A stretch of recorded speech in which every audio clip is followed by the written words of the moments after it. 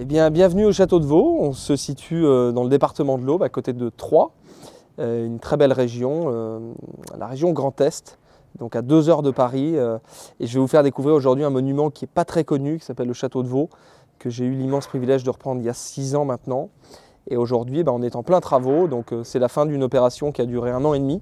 Et on va découvrir un petit peu l'état des pièces pour tout le travail qui nous reste à faire et l'état des pièces qui se terminent, puisqu'on sort d'une longue période de travaux et qui n'est pas prêt de s'arrêter. Je vous invite à rentrer.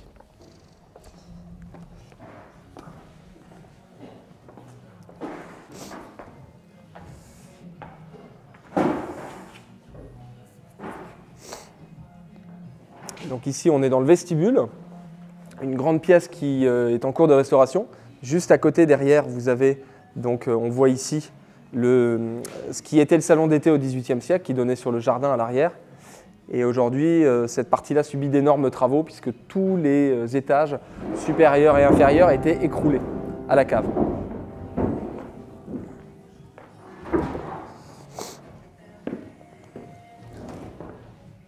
Donc voilà la pièce après 1 an et demi de travaux.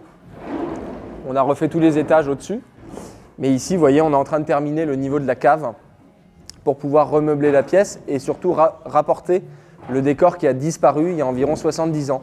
Peu avant la Seconde Guerre mondiale. Voilà, ici on se trouve à l'arrière de l'édifice, donc côté parc, volontairement exposition au plein sud. Donc vous remarquez en fait une façade qui est un peu plus blanche que sur les côtés latéraux. Pourquoi? Parce qu'on a durant la restauration fait un traitement biocide pour évacuer, pour supprimer plutôt tous les lichens et les traces d'érosion en fait qu'il y a pu avoir au cours des siècles. Alors c'est une volonté aussi de l'architecte, mais pour restaurer le bâtiment tel qu'il était au XVIIIe siècle. Et on essaie aujourd'hui de trouver des méthodes et des alternatives pour garder à la fois la patine qu'on a depuis la construction et à la fois rénover le bâtiment. Donc c'est tout cet entre-deux qui est dur à trouver. Et donc la moralité de tout ça, c'est qu'on a pu du coup restaurer les fameux mascarons sculptés.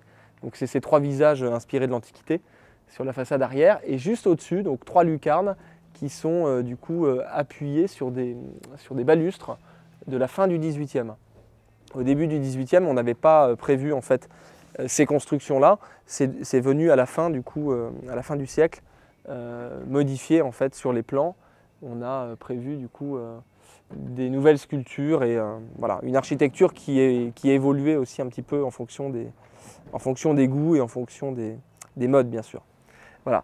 Ici, vous voyez le perron en fait, qui n'était pas prévu dans la tranche de travaux, mais qu'on va restaurer par la suite, ce qui permettra aussi aux visiteurs d'accéder au jardin et d'avoir un point de vue vraiment sympa une fois qu'on aura refait le salon d'été qu'on vient de traverser. Voilà. Et si vous voulez, on va escalader le grand escalier qui est étayé en partie, donc on va faire attention, et on va aller au premier étage dans l'ancienne chapelle où travaille un menuisier du coup qui va vous montrer un petit peu tout le travail qui reste à faire. Donc ici, avant de monter, je voulais vous montrer quand même cet escalier avec une rampe en fer forgé. L'ensemble a été classé monument historique en 1980, au même titre que le château, façade et toiture.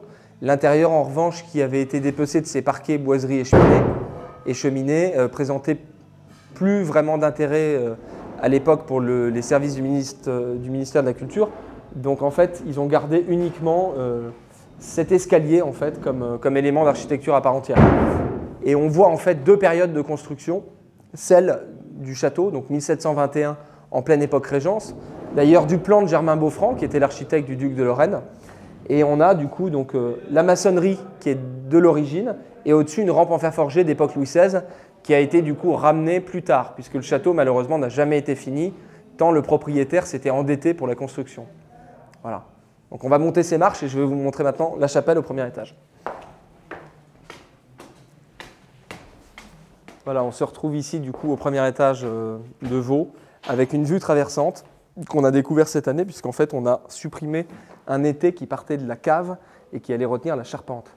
Donc 5 étages traversés de part en part le château depuis les années 70 où une partie des éléments supérieurs de la toiture s'était écroulée.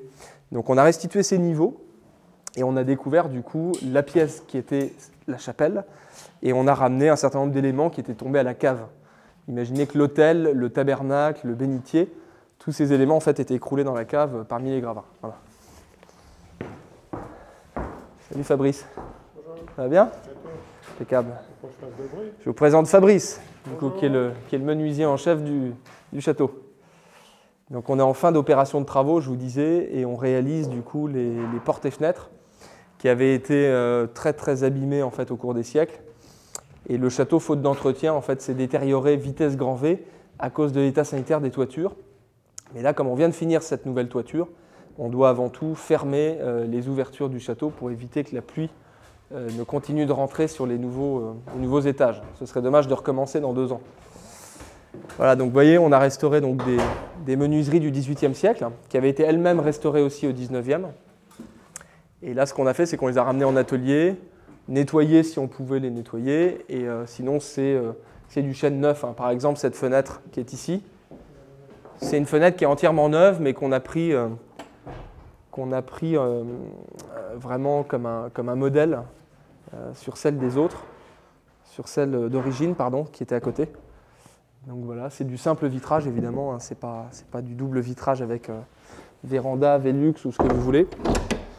C'est très simple, mais voilà, c'est des matériaux nobles et on remet vraiment les choses comme elles étaient malgré le fait que ce soit du neuf.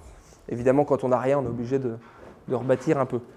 Mais les impostes, du coup, les parties hautes et les boiseries, les quelques boiseries que vous voyez là, sont du XVIIIe siècle et c'est à peu près les seuls vestiges qu'on ait dans le corps central. Tout le reste a été malheureusement enlevé ou déplacé dans d'autres propriétés, puisqu'à l'époque ça se faisait un petit peu. Les matériaux étaient revendus à des membres de la famille ou donnés pour agrémenter d'autres salons ou d'autres maisons. Voilà. Ici on a une cloison à pans de bois qui était complètement, pas effondrée mais affaissée on va dire, et qui séparait le corps central de l'avant-corps central, qui est la partie en fait côté cour d'honneur, qui est une espèce de rotonde sous forme de demi-lune qui est très élégante. Et cette partie était très faible, ce qui fait qu'elle avait été étayée. Et nous, on a changé les pièces malades, si je puis dire. Et par exemple, ce jambage de porte, on est allé le renforcer par une nouvelle pièce de chêne. Pareil à droite. Et là, ici et là, on a changé quelques pièces pour redresser le bois qui avait pris avec le temps une forme. C'est ça qui a été très compliqué.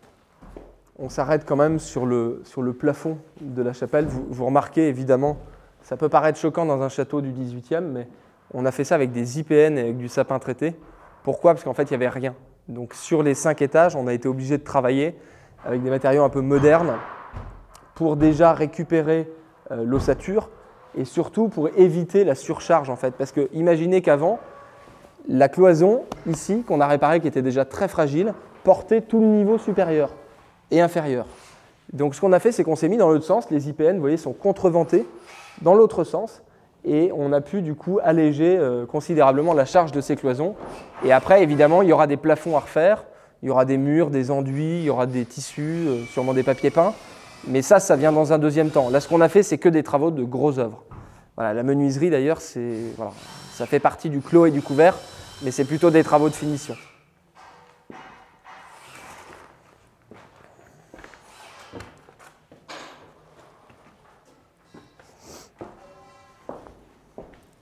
Donc ici, on a le prolongement de l'escalier qui continue jusqu'au 2e étage.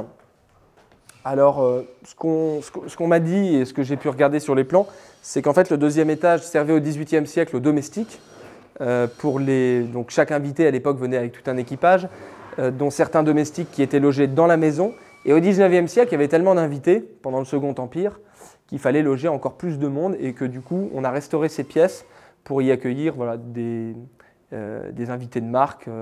À l'époque, je vous le rappelle, au XIXe siècle, on est en plein Second Empire, c'est Charles de Maupas qui rachète le château en 1855. Et ce monsieur, qui est un natif du département de l'Aube, est à l'origine, est un des 3 instigateurs principaux du coup d'État de Louis-Napoléon Bonaparte. Et c'est grâce à lui, entre autres, que Napoléon III va devenir empereur des Français. En 1851, le 2 décembre, ils prennent le pouvoir en une nuit à Paris en arrêtant un certain nombre d'opposants politiques et surtout avec énormément d'influence de la part de ces 3 personnages. Il y avait le général de Saint-Arnaud, il y avait le duc de Morny, etc. Et donc Maupas, avec tout ce petit réseau politique arrive à faire une fortune colossale au début du Second Empire et achète Vaux en 1855. Donc là, c'est l'aboutissement de sa carrière politique. Il va devenir après préfet des Bouches-du-Rhône, préfet de l'Allier, et il va revenir dans son département natal. Et c'est là qu'il va installer du coup sa famille et faire d'importants travaux intérieurs, notamment la modernisation des salons qu'on verra tout à l'heure, qui aujourd'hui sont encore à moderniser puisqu'il y a au moins 100 ans de retard et les plafonds s'écroulent. C'est un petit détail. Je vais vous montrer une chambre, une des 17 chambres du château. Donc les chambres étaient ici des appartements. Je vais vous ouvrir un volet pour qu'on y voit un peu plus clair.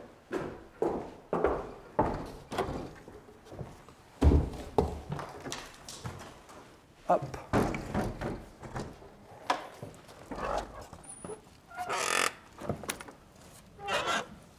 Et voilà. Donc là, vous avez un petit aperçu, au cas où vous n'auriez pas vu tout à l'heure dans l'escalier. En fait, on a des structures en bois comme ça, qui s'appellent des étais. Ces étais ont été installés dans les années 80-90 par mesure d'urgence, puisque l'État, qui a classé le château monument historique, a imposé aux propriétaires de faire des travaux, mais faute de finances, on ne peut pas toujours faire ces travaux dans les temps. Parfois, on a d'autres projets. Bon, voilà. Le fait est que Vaux, malheureusement, a souffert d'inentretien pendant 80 ans. Et du coup, on a mis ces étais à titre tout à fait provisoire pour retenir en fait les solives. Donc c'est le plafond, hein, tout simplement, mais l'ossature bois du plafond. Ces solives qui ont subi des intempéries pendant près d'un siècle. Donc vous voyez le résultat, c'est qu'il y a des trous partout. Par gravité, du coup, ça arrive quasiment jusqu'à la cave. Et donc sous cet étai, on a un deuxième étai, et au-dessus de cet étai, on en a deux. Vraiment, tous les étages sont tenus par ces structures en bois. Donc évidemment, si on fait fi de tout ça, on peut imaginer assez facilement la pièce. On a encore la chance d'avoir des gypseries au plafond avec du coup quelques détails de sculptures qui font penser un peu à la période Louis XV, mais ce sont des éléments qui ont été refaits donc, sous Napoléon III. C'est l'époque aussi où on fait revenir un petit peu le Louis XV, l'esprit rocaille, avec un côté un peu plus exubérant, mais du coup à Vaux, comme c'était sa période aussi de construction, l'époque Régence Louis XV, au XIXe siècle, il n'y a pas tout à fait d'incohérence à ramener donc, ces coquilles, ces décors assez mouvementés que veut le style Louis XV. Voilà. Et derrière et devant, donc, vous avez quelques boiseries qui pour le coup sont 18e, qui sont très simples, hein, qui sont à l'image du château, pas à l'extérieur mais à l'intérieur, puisque le château a coûté tellement cher que le propriétaire n'a pas pu finir de le payer. Et ses descendants, du coup, se sont lourdement endettés, puisqu'ils ont dû terminer le chantier. Voilà.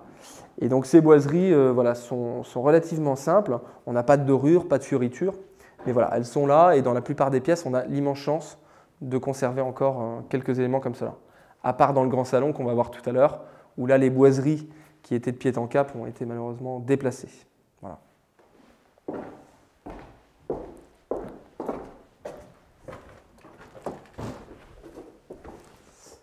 Donc là, je vais quand même vous emmener dans la chambre voisine, puisque la pièce qu'on vient de voir était l'antichambre des propriétaires au XVIIIe siècle, mais à côté, une chambre beaucoup plus grande s'ouvre à vous, du coup, pour ces quelques images. Mais vous allez voir, attention, il y a beaucoup de travaux.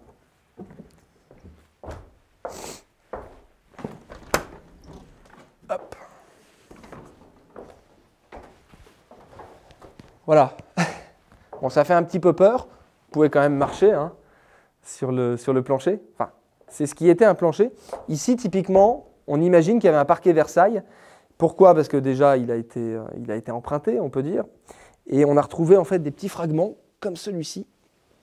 Voilà, ça c'est des éléments sculptés qui étaient forcément celui d'un parquet Versailles. Et du coup, voilà, on a l'avantage avec ce petit morceau-là, on a une preuve vivante, si on peut dire, du parquet d'origine. Donc ce sera assez facile de rétablir le décor qu'il y avait au XVIIIe, mais sûrement encore au XIXe. Et l'immense trésor de cette pièce, je vais vous montrer, c'est le papier peint. C'est un papier peint 19e, hein, il n'est pas de l'époque du château. Il a été rapporté, hein, mais ces maisons ont vécu, et elles ont quand même eu une vie après la construction, et c'est important de respecter justement les différentes périodes d'occupation de la propriété. Donc ici, vous avez un vieux papier peint du coup, qui représente un décor floral, assez vert, avec une nuance de couleur qui est assez sympa. Et heureusement, grâce en fait au tissu qui a été mis par-dessus, je dirais au début du siècle dernier, bah, ça l'a protégé. Donc en fait, la pièce est complète et quand on en sera à la restaurer et que le problème structurel, qui n'est pas un petit problème, mais le problème des étais sera réglé, on n'aura plus qu'entre guillemets à remettre le parquet Versailles et la pièce sera complète. Ça, c'est quand même une chance immense. Voilà.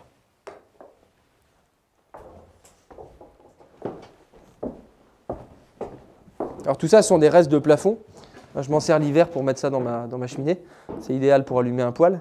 Mais voilà, autrefois on faisait, vous devez tous le savoir, mais autrefois on faisait en fait les enduits en plâtre et les plafonds avec ce qu'on appelle du latis.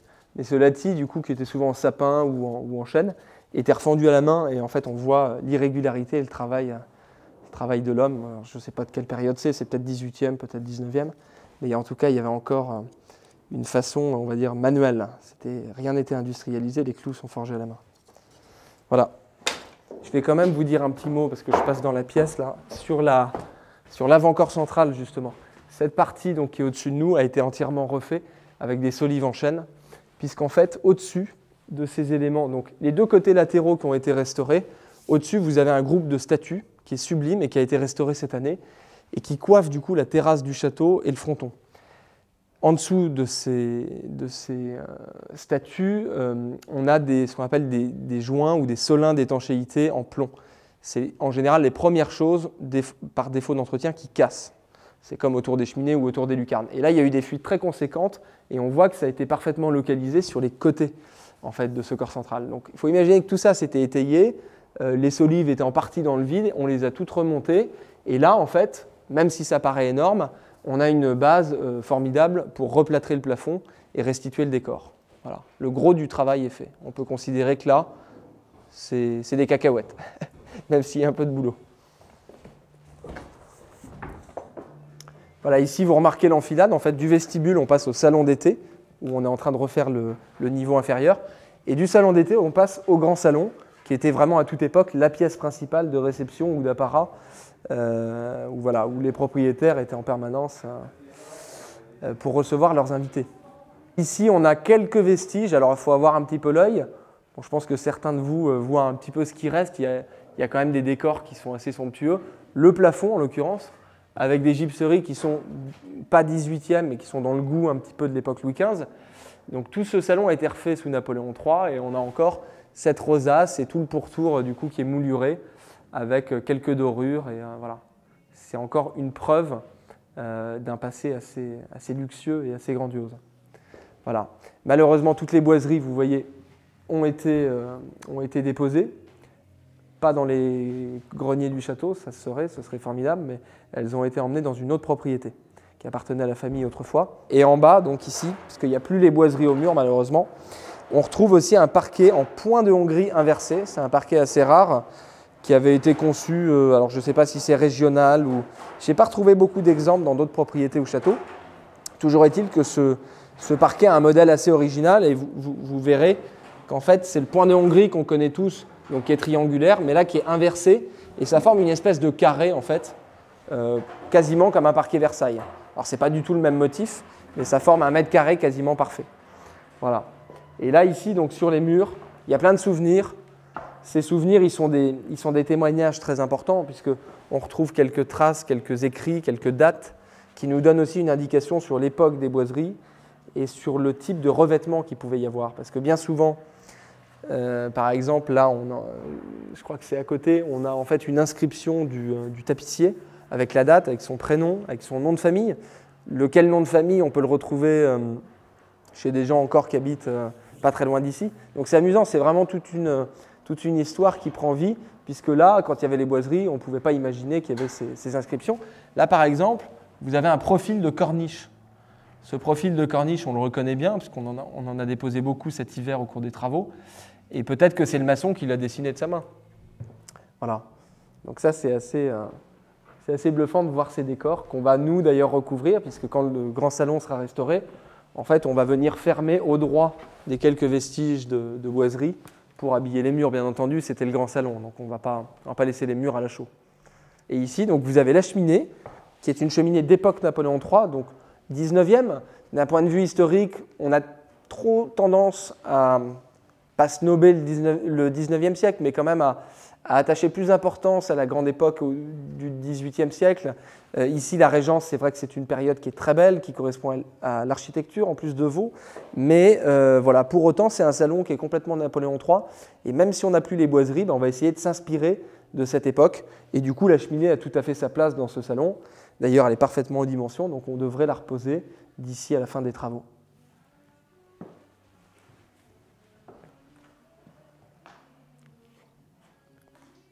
Juste à côté, du coup, je vous emmène dans ce qui était une chambre, une très belle chambre du XVIIIe siècle, où là, on a encore plus que là-haut, ce que je vous montrais tout à l'heure, vraiment tous les décors, avec notamment le papier peint et le tissu. Il y a même, je crois, au total 3 couches de revêtements qui montrent vraiment 3 périodes. Et grâce au journal, qui est ici, que je vais vous montrer, on arrive en fait à identifier la période où ont été posés ces revêtements. Donc là, vous voyez, si je pousse la porte, on a un journal qui est le propagateur de l'Aube, donc sûrement le Canard local à l'époque. Et c'est intéressant parce qu'on a la date, lundi 23 et mardi 26 septembre 1837. Donc voilà, donc ça a servi vraiment en fait de sous-couche à ce papier peint, et qui forcément est un papier peint de 1837. Peut-être pas de l'année, mais en tout cas des quelques années qui ont dû suivre. Et au-dessus de ce papier peint, donc là il n'y a plus rien aujourd'hui, mais on voit que sur les rives, alors il faut aller ici, vous avez un tissu. Un tissu tendu qui est en très mauvais état sur la face visible, mais sur la face invisible. Alors c'est pas très bien ce que je fais, mais je vais quand même vous montrer. Voilà, vous avez le décor qui pourrait être un tissu de la fin du 18e. Voilà. Là, il y a les boiseries d'origine aussi. Alors ça, c'est formidable parce que c'est sûrement les boiseries qu'il y avait dans le grand salon. On est juste à côté, à quelques pas. Donc voilà, ça vous donne un petit peu un aperçu, une idée de ce qu'il pouvait y avoir dans le grand salon. C'était évidemment beaucoup plus chic, beaucoup plus sophistiqué au 18e dans des boiseries de pied en cap, plutôt que du tissu sur des grands métrés. Mais voilà, là on a un mur du coup entre 2 fenêtres qui avait été comblé par ces boiseries, mais le reste de la pièce était pour le coup tapissé. C'est ce qu'on fera d'ailleurs. Donc là, vous avez une armoire devant, vous ne verrez pas, mais ici, si vous contournez un petit peu à ma droite, vous allez voir donc ce tissu tendu, qui est un tissu de la deuxième moitié du XVIIIe siècle. Ici, vous avez un paon, un petit oiseau exotique, je crois que c'est un G en dessous, mais voilà, c'est un thème qu'on retrouvait beaucoup à la fin du XVIIIe siècle. Voilà. Et au-dessus, on retrouve du coup un 3e revêtement. Donc ça, c'était le 2e que je vous montre. Le 3e est au-dessus avec des chinoiseries. Ce serait un papier peint début 19e, qui a une très jolie couleur violette, qui va assez bien avec la pièce. Donc là, il y aura un dilemme lors de la restauration, à savoir si on remet le papier peint de la fin du 18e en reconstituant le modèle, le décor, ou alors est-ce qu'on remet du papier peint et on a aussi un très joli modèle, donc c'est un vrai dilemme. Mais quand on en sera là, c'est que les toits seront en bon état.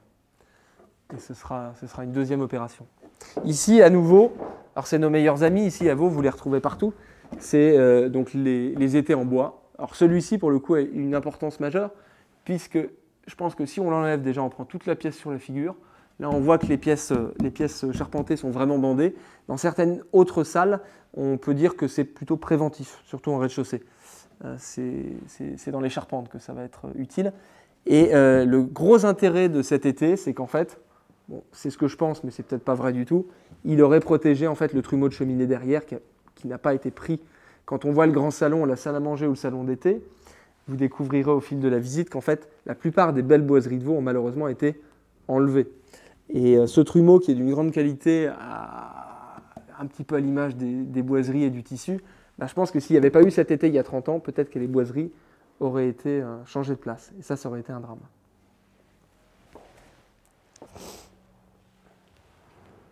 Ici et là, dans la pièce, vous retrouvez des éléments. Alors pour nous, propriétaires de château, c'est une véritable chance, puisque quand on a des éléments comme ceux-là, qui de toute évidence sont des portes ou des éléments décoratifs du XVIIIe siècle, on va, au fil de la restauration, retrouver en fait leur place. Pourquoi? Parce que quand on restaure une chambre, par exemple, si dans une alcôve, on retrouve des traces de gonds ou de volets, eh bien on va les chercher en fait dans ces matériaux et en prenant les bonnes dimensions, on va les ramener à leur place. Et ça, c'est vraiment, je pense que c'est quelque chose d'important à la fois et de très valorisant pour nous aussi pour l'édifice. Les portes de placard, les volets par exemple. Et ici, on a un élément sculpté encore, alors qui n'a rien à voir avec les portes ou les volets. Là, c'était un meuble. Alors, on prétend que c'est un reste de lit ou de banquette de l'époque Louis XV, en fait. Mais le bois, a priori, serait du XVIIIe siècle. Et vous avez donc la vieille couleur vert amande qui est très très jolie. Les dorures à la feuille d'or ici. Et le vieux stuc qui recouvrait, ou le vieux plâtre qui recouvrait le bois. Mais on voit par l'épaisseur du bois et par cette couleur d'après, en fait, non visible, que ce serait un élément du XVIIIe. Donc, c'est intéressant à deux niveaux. Le premier, c'est qu'on a du coup une idée du mobilier intérieur de Vaux. Rappelons qu'il n'y a aucun meuble à l'intérieur. Et quand j'ai repris le château, du coup, en plus des travaux, il y avait énormément de gravats et de choses à enlever. Donc, bien entendu, il n'y avait pas de meubles. Mais donc ça, c'est la première chose. Et le deuxième intérêt, ça montre aussi qu'au XVIIIe siècle, et même après, on avait des meubles quand même d'une grande qualité. Et que, bien que maison de campagne, Vaux était peut-être doté d'un salon assez important avec quelques très beaux décors. Donc ça, c'est un témoignage qui n'a évidemment aucune valeur, hein, puisque c'est incomplet, mais qui donne une indication assez précise sur peut-être la qualité du mobilier à venir. Alors, je fais juste une petite parenthèse avant qu'on sorte pour découvrir la façade et la cour d'honneur. Ici, en fait, c'est une imposte de la fin du XVIIIe siècle qui a été retrouvée à sa place d'origine sur les arcades côté jardin. Et donc, comme on restaure actuellement le salon d'été et les menuiseries, vous l'avez vu au premier étage, on va du coup restaurer ces éléments sculptés qui ont été fortement abîmés par les intempéries, mais qui présentent quand même un intérêt vraiment important pour l'histoire du monument. Et on voit du coup tout ce travail qui a été fait à la main et ce décor un petit peu Louis XV, rocaille, très mouvementé avec des fleurs.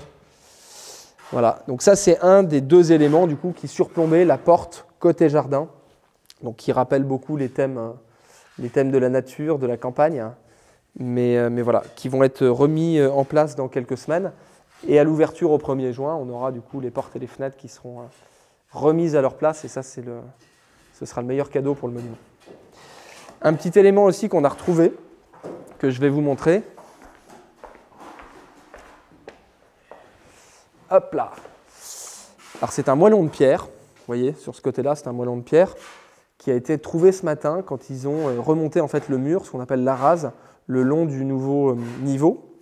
Et quand on retourne cette pierre, on découvre en fait un visage, qui était sûrement un visage d'enfant, avec donc une bouche, des dents, les yeux. Et alors, ce morceau de pierre est intéressant parce qu'il peut sûrement provenir en fait de l'ancien château. Avant le XVIIIe siècle, il y avait une forteresse ici, et peut-être qu'en fait c'était un élément de la chapelle ou un élément de la façade qui était en trop mauvais état et qui a servi à combler, lors du chantier de construction du nouveau château, des murs, des façades. Mais comme quoi à l'époque on avait moins de scrupules à garder et à conserver l'ancien.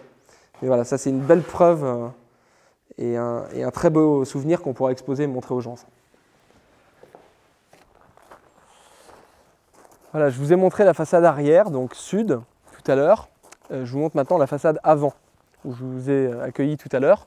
Donc là, vous êtes dans la cour d'honneur du château. C'est une très grande cour d'honneur qui servait aussi aux carrosses pour faire les manœuvres. Donc une ordonnance, enfin un ordonnancement assez classique au XVIIIe siècle. Et donc sur ce grand perron, la porte d'entrée, qui est la très belle porte principale du château. Et là, on voit du coup, comme à l'arrière, toute la façade qui a été reprise, qui n'a pas été trop grattée. On a essayé de garder un maximum la patine des pierres, parce que la pierre de tonnerre est naturellement assez jaune. C'est une pierre qui a beaucoup de caractère et qui permettait aussi de faire des sculptures très fines. J'ai découvert il n'y a pas très longtemps qu'à Versailles et dans d'autres grands édifices, eh bien, les commandes royales étaient aussi en pierre de tonnerre pour tout ce qui est sculpture. Puisqu'en fait, cette pierre, au même titre que le tuffeau, mais moins fragile, permettait de faire d'avoir une finesse vraiment assez incroyable sur des détails d'architecture. Et vous voyez les mascarons, il y en a 3 en rez-de-chaussée. On a des visages qui sont relativement fins avec des détails qui sont parvenus intacts jusqu'à nous, qui ont traversé quand même 3 siècles. Et au-dessus, le fameux groupe sculpté qu'on voit, là, qui a le nez dans le ciel, donc 4 poutis, 4 statues d'enfants, début du XVIIIe siècle, qui représentent le thème de la chasse et de la pêche. On est au milieu des bois, et c'était aussi un territoire de lacs, de forêts.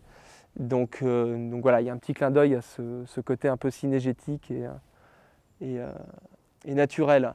Et au milieu, on retrouve donc sur le fronton 2 statues de licornes. Alors c'est une référence à Thibaut II de Champagne, qui avait écrit a priori un poème assez connu autour de la licorne.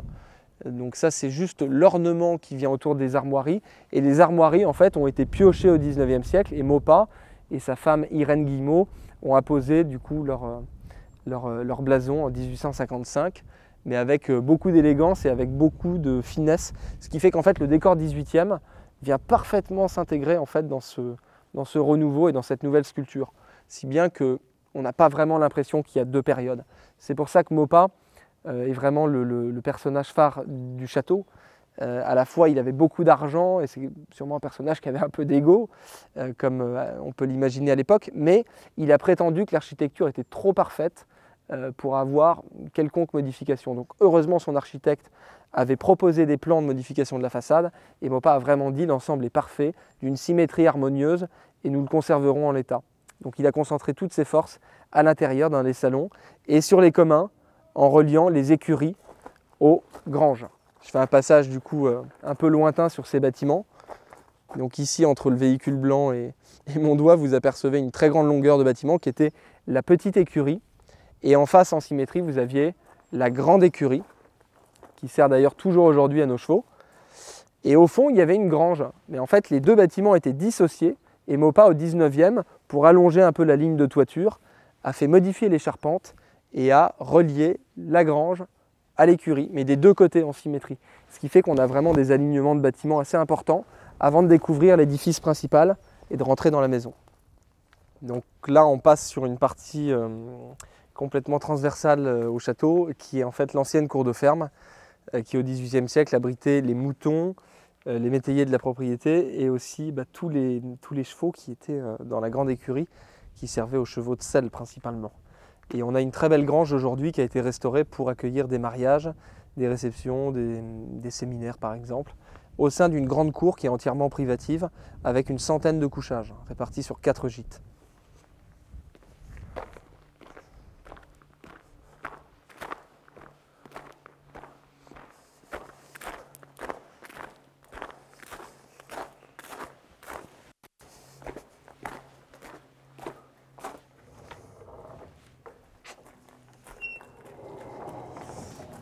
Et voilà la grange.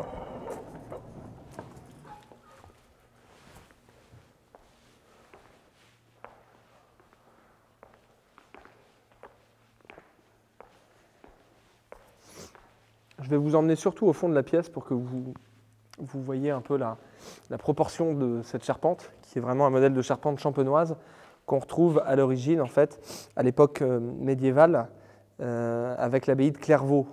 Clairvaux, c'est une institution dans le coin, puisque c'est la naissance de l'ordre cistercien, qui était né à Cîteaux d'abord, mais Saint Bernard de Clairvaux a fondé sa première abbaye ici en Champagne, à quelques kilomètres de Vaud.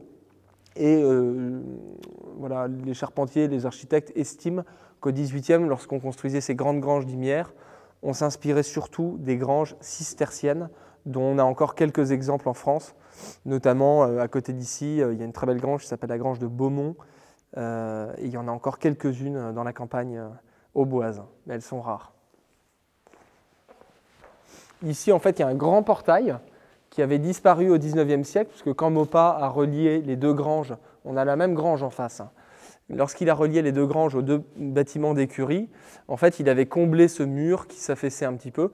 Et quand j'ai restauré la grange il y a quelques années pour accueillir les premiers mariages, on a démuré et on a refait un portail avec du vieux bois, un portail qui pèse près de 300 kg, qui évidemment est fixe, mais qui participe un peu au décor de bois, de tuiles et de pierres dans cette pièce. Et si vous venez ici, vous verrez vraiment l'élévation de la charpente avec une hauteur de, je crois qu'on est à 11 mètres sous faîtage. Donc c'est pas mal. Un peu difficile à chauffer, mais c'est pas mal.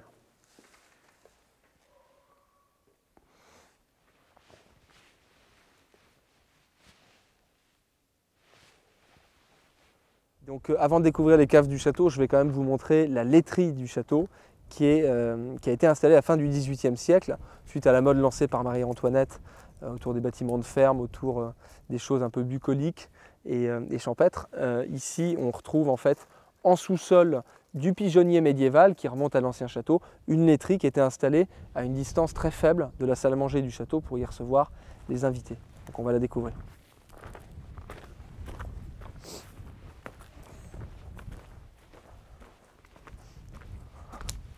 Voilà, la laiterie, attention de ne pas vous cogner, le linteau est plus épais que votre tête. Hop.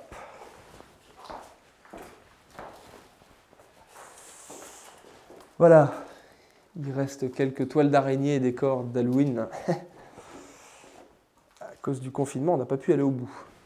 Donc ici, on est dans la laiterie. Alors c'est une pièce voilà, qui fait partie, on peut dire, des communs du château. Donc une pièce somme toute très banale du point de vue, on va dire, des propriétaires. À l'époque, évidemment, on ne venait jamais ou très rarement dans les communs. Mais au XVIIIe siècle, voilà, c'était une espèce de mode. Et au XIXe, j'imagine qu'on a dû conserver ces laiteries à des fins plutôt pratiques. Et on y faisait le fromage, on y faisait le petit lait, la crème, etc., le beurre. Et pour faire le beurre, notamment, on avait des barattes. Ici, ce sont des objets assez marrants qui ont été donnés en fait, par des gens de la région. Je crois que c'est un instrument qui est assez local. Et dans cette baratte, à l'aide d'une manivelle, on pouvait en fait battre le beurre et transformer la crème. Donc. Et voilà, peut-être même qu'il y avait une vache ou deux qui était ici, c'est pas impossible. Et ce qui est amusant du coup, c'est ce qui me fait dire que c'est peut-être une laiterie du XVIIIe siècle et non pas un bâtiment qui aurait été modifié au XIXe à des fins pratiques, c'est qu'on retrouve un vestige de dallage à cabochon. Donc un dallage à cabochon, qui est un dallage de vestibule d'entrée ou de salle à manger, on peut facilement se dire que ça a été mis pour répondre à un certain esprit de mode de la fin du XVIIIe siècle. On le voit encore, bon, il est très abîmé, mais du coup dans la restauration, je me posais quand même la question de remettre ce dallage du XVIIIe siècle en état, plutôt que de remettre des grosses dalles de ferme. Ce serait peut-être quand même plus cohérent et respectueux pour le lieu.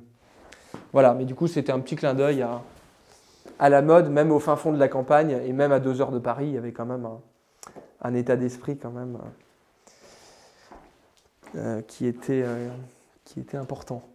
Voilà, donc là on a remis quelques petits objets. Bon, évidemment c'est du décor, mais quelques petits objets, des bocaux, des pots à lait, pour que les gens aient l'impression que rien n'est bougé. Jusqu'aux années 30, cette laiterie a fonctionné. Il y avait une quarantaine de vaches sur la propriété, et dans la ferme, il y avait également des chevaux, il y avait tout le matériel vraiment pour que ça fonctionne. Et la vie dans ce domaine, qui est très reculé, et qui est à quand même une demi-heure de Troyes et au milieu de 2000 hectares de forêt, la vie était quasiment autarcique. On faisait, tous les produits étaient issus en fait de la terre ou de la ferme. Et ça, on l'explique beaucoup aussi aux visiteurs. Il faut imaginer que voilà, il n'y avait aucun commerce alentour et que même avant la guerre, en fait, on sortait que très peu. Donc cette laiterie reflète un petit peu l'art de vivre à la campagne qu'il pouvait y avoir un peu à toutes les époques.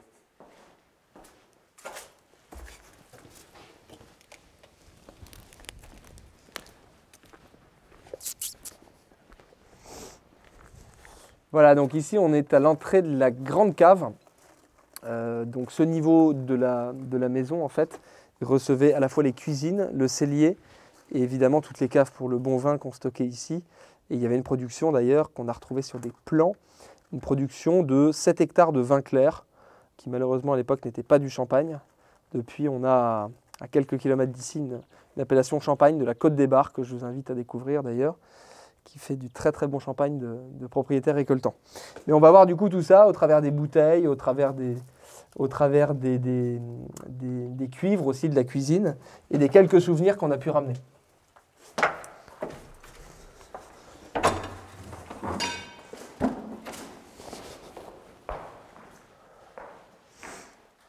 Voilà, donc l'ancienne cuisine de la maison qui était au XVIIIe siècle vraiment conçue pour la préparation des plats et la transformation des produits de la ferme. C'est pour ça que je vous ai emmené à la laiterie aussi, c'était important, que vous voyez que la vie était vraiment autarcique et qu'on avait ici tout le nécessaire en fait pour fabriquer une bonne cuisine et pour faire des dîners de qualité évidemment, pour des gens de qualité. Et il y avait environ, au XIXe siècle, 80 personnes qui travaillaient sur la propriété, dont 30 étaient des domestiques de maison. Donc les femmes de chambre, les cuisiniers, différents serveurs, laquais. Mais il y avait voilà, quand même 30 personnes dans une maison qui recevait une petite dizaine de personnes à l'année. Donc il y avait quand même une intendance très importante. Et on retrouve un petit peu ici, grâce à ces quelques éléments, l'esprit des grandes cuisines dans les maisons au XIXe siècle surtout, mais au XVIIIe, c'était assez semblable. On a eu la chance, malgré l'état un peu triste et lamentable de la cuisine et des caves en général, on a eu la chance de retrouver quelques meubles de service, des tablettes, des étagères, qui étaient encore en place. Bon, ça n'avait aucune valeur, donc ça n'avait pas été dérobé, mais du coup, ça nous a permis un peu de crédibiliser tous ces décors qui sont faits avec pas grand-chose, il faut le dire. Quelques ventes aux enchères, quelques vides-greniers, des dons de la région, des gens qui visitent le château et qui nous donnent, que ce soit des moules à gaufres, des cuivres, des assiettes. Ce qu'il faut, c'est que l'ensemble soit cohérent.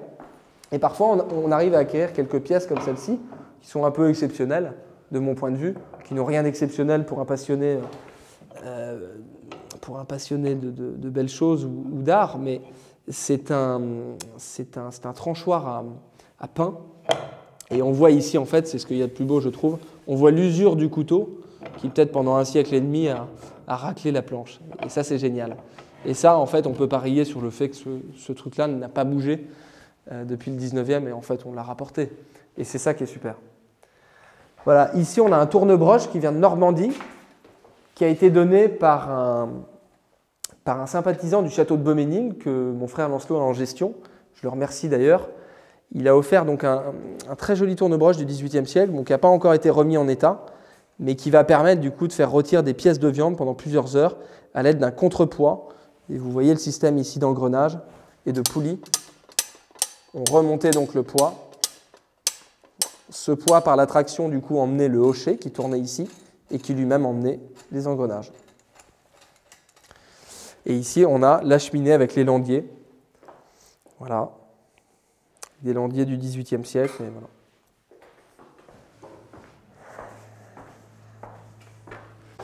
Donc la petite partie off, on a l'office du château et le soubassement de l'escalier qui servait à monter les plats quand il n'y avait pas encore le monte-charge.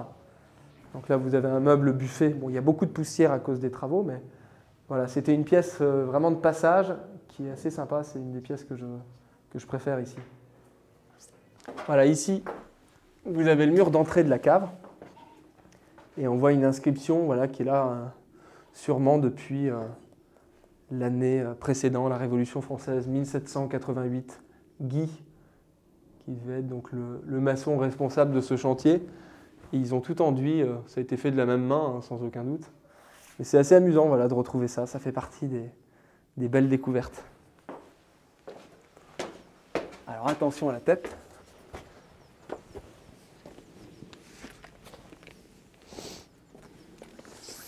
Je peux vous emmener voir les écuries maintenant, si vous voulez.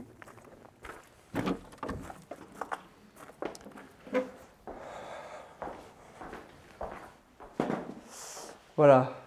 Donc ici, on est juste à côté des écuries. C'était en fait l'appartement du cocher. Sûrement au XVIIIe siècle, c'était autre chose. Mais on a retrouvé quelques éléments intérieurs qui nous montrent que c'était une partie d'habitation. Et par rapport à l'emplacement de cet appartement, il semblerait que c'était le cocher ou le palefrenier qui vivait ici. Donc il y a un ensemble de pièces qu'on a remeublées un petit peu dans le goût d'autrefois, avec des choses très simples, encore une fois, avec des malles, avec quelques objets, quelques consoles, dans un style beaucoup plus rustique que celui du château, évidemment. Donc c'est pour ça que ça a été beaucoup plus simple, et d'autant plus qu'en fait ici la structure était saine, les poutres avaient été consolidées, les enduits refaits. Donc ici, à part le sol qu'on a refait en vieilles tomates qu'on a achetées, ce sont des tomates du XVIIIe siècle en 10-10, un tout petit format. Eh bien, on n'a pas fait grand-chose à vrai dire. On a meublé, on a nettoyé et en fait, les visiteurs aujourd'hui ont vraiment l'impression que ces lieux sont encore habités par des gens d'un autre temps. Et c'est ça qui fait plaisir. Donc voilà, il y a quelques trophées de chasse, il y a des pieds d'honneur, il y a des plaques de concours de chiens, de concours de vaches. C'est des choses qu'on pouvait retrouver dans des propriétés, vous voyez. Société d'encouragement à l'élevage du cheval de guerre. Il faut imaginer que c'est en 1911, mais c'est quand même marrant. Concours de Saumur, chevaux de 4 à 6 ans. Et là, on passe dans la sellerie. La sellerie du château, où on a ramené un peu l'électricité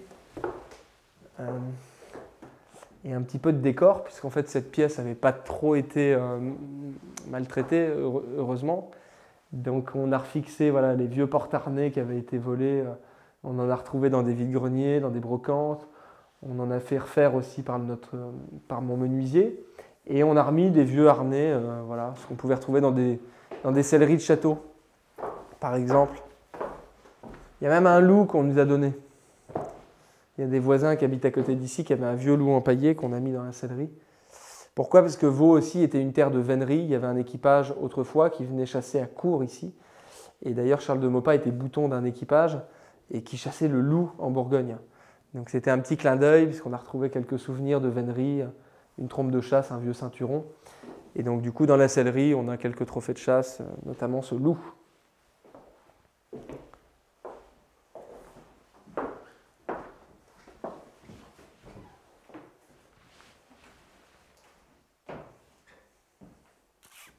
Donc ici, on retrouve des pieds d'honneur, des tenues de vénerie et quelques gravures. Ce qui est beau dans cette pièce, en fait, c'est qu'on a vraiment eu la chance de retrouver le plafond qui était mouluré.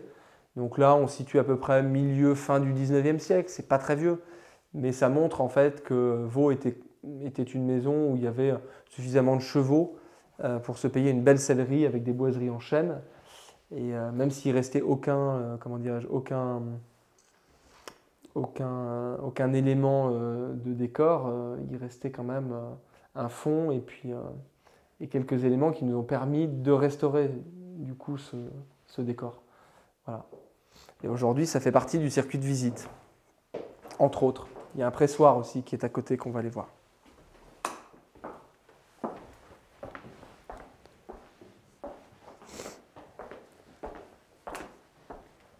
Donc là, je vous fais passer sous le grand porche de la petite écurie.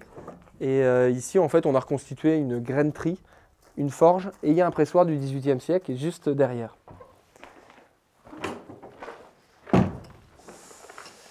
Bon, ces pièces, on le voit assez bien par leur état d'entretien, n'ont pas été ouvertes depuis le mois d'octobre dernier. Donc là, on n'est pas tout à fait prêt pour la réouverture. Mais voilà, on montre surtout dans la visite du château, en parallèle des travaux et du projet qu'on vient de visiter, on montre surtout les communs et des pièces en fait, qui étaient occupées par des gens au XIXe siècle. Au travers d'une enquête policière, ça donne un petit peu de sens à la visite. Donc, je vais vous montrer le pressoir, qui n'est pas classé monument historique, mais qui peut-être le mériterait. Bon, il y en a plein d'autres exemples en France, hein, c'est pas du tout quelque chose d'exceptionnel, mais de par son format, quand même, c'est un pressoir du XVIIIe siècle qui est assez imposant et qui montre aussi, encore une fois, comme la laiterie tout à l'heure, qu'on faisait un maximum de choses en fait, sur ces grandes propriétés à la campagne et que, bien entendu, tous les produits étaient issus de la terre. Ici, on pressait a priori les pommes et le raisin, puisqu'on a une très belle cave avec autrefois quelques hectares de vignes.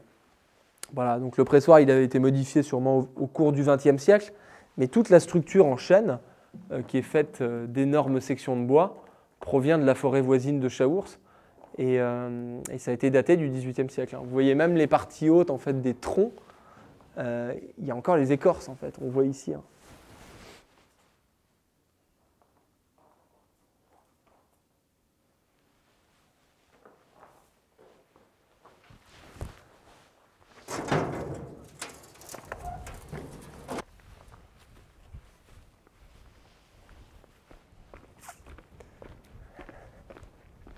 Voilà, la visite du château s'arrête ici. Du moins, si vous souhaitez la prolonger et venir découvrir l'endroit, vous serez les bienvenus tout l'été. Chaque été, nous sommes ouverts au public.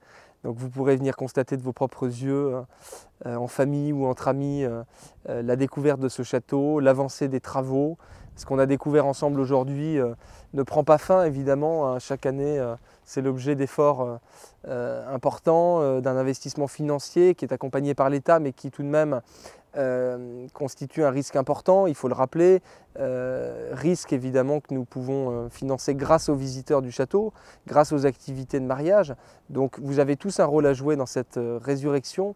Et voilà, je vous invite à liker aussi la page Facebook du château et à venir nous rendre visite quand vous le souhaitez, à partir de cet été et tous les jours en juillet-août. À très bientôt.